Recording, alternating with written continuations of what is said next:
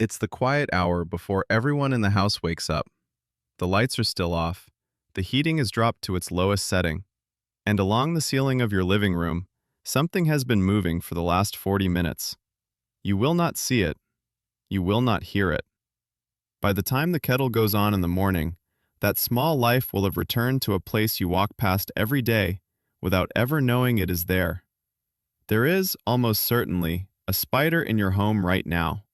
And what it does between 2 and 4 in the morning is the most active, most considered part of its entire day.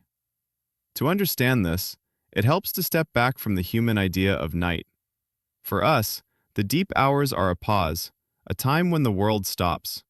For most of the small creatures that share our homes, those same hours are something completely different. They are the hours when the house is finally quiet enough to live in. The vibration of human movement has settled. The lights have gone out.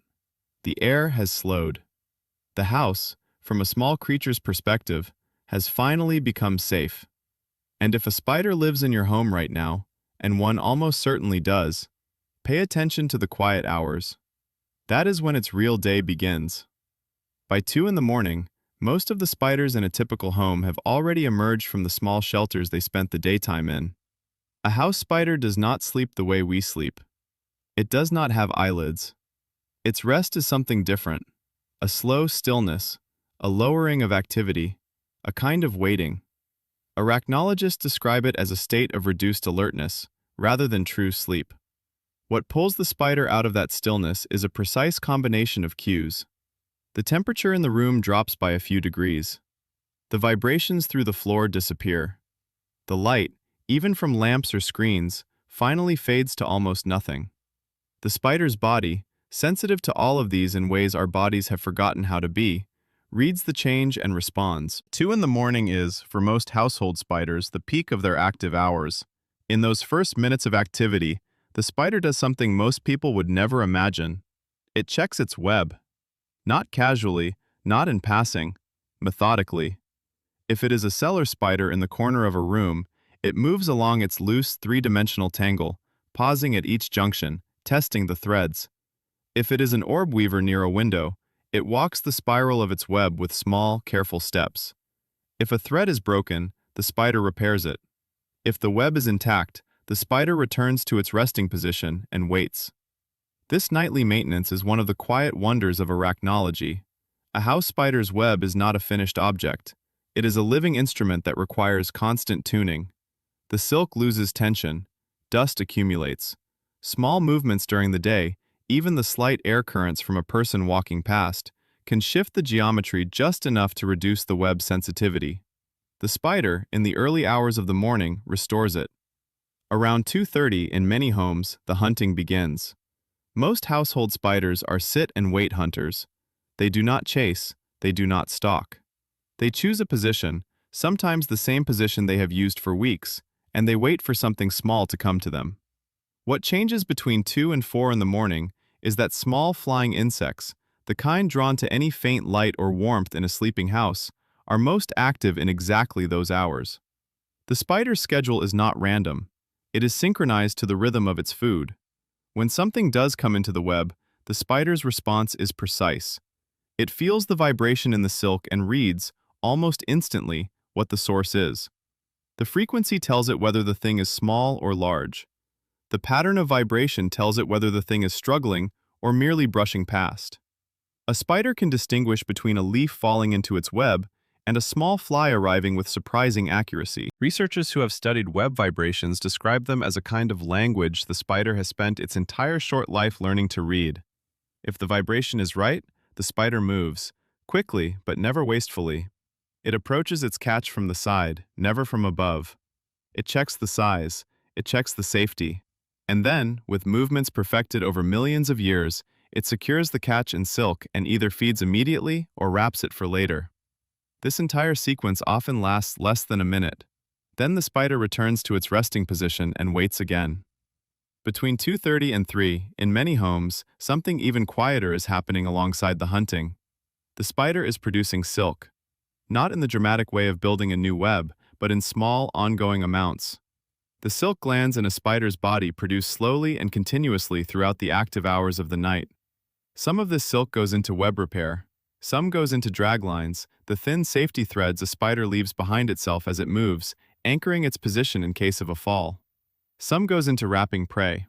A house spider, over the course of a single night, may produce more than a meter of silk in tiny, almost invisible increments.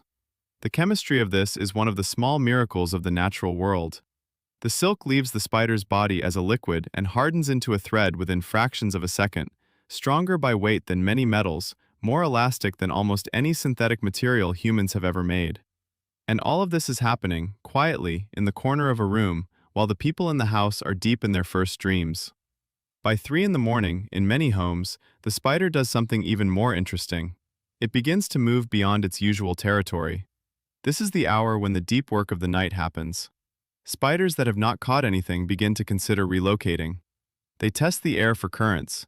They walk small distances along walls, ceilings, and door frames, evaluating new positions. Sometimes a spider will release a single thread of silk into the air and let it catch on a passing current. If the thread anchors somewhere, the spider may follow it to a completely new location in the house. This is how spiders gradually shift across a home over weeks and months. Not in dramatic movements, but in small, careful nighttime explorations.